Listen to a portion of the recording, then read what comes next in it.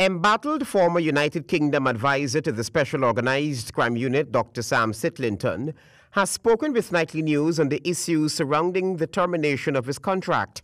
The United Kingdom terminated Sittlington's contract because he had set up a private fraud investigation company here in Guyana, which was deemed a conflict of interest by the UK government. Sittlington is now saying that someone from inside Socu had set him up. I already knew that some things in Socu that I was unhappy with that were taking place. I realised that there was a potential conflict of interest or a potential compromising of investigations by individuals within Socu. I also realised that there were financial irregularities within Socu and some procedural issues around finances were also inappropriate.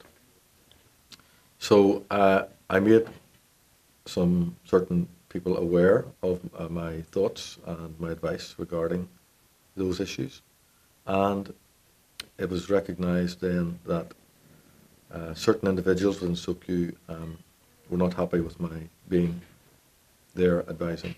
The name of the entity, which was reportedly set up by Sittlington, is the Fraud Company, and the public records show that the company was registered since September 2016. According to Sittlington, there is more in the mortar than the pestle. He explains. That is an active company, which I can use anywhere in the world. I had discussions with Mr. James at some stage last year, because I had bills to pay and I wanted to have a means where I could transfer funds to a business account so that I could pay those through the business account as a business concern.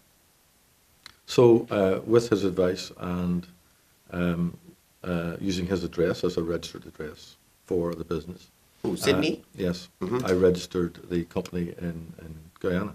I used a lawyer for that purpose, and he used information from my UK company in order to set out the terms and conditions of, or the articles of association of that company.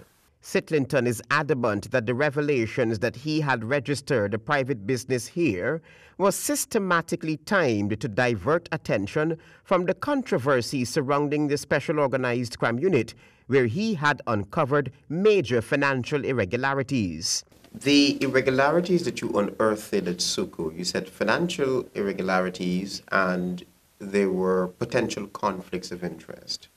If we were to speak on the financial irregularities that you unearthed, would you say that the irregularities you unearthed were on a massive scale? Well, taken over a period of time, yes, that's quite true.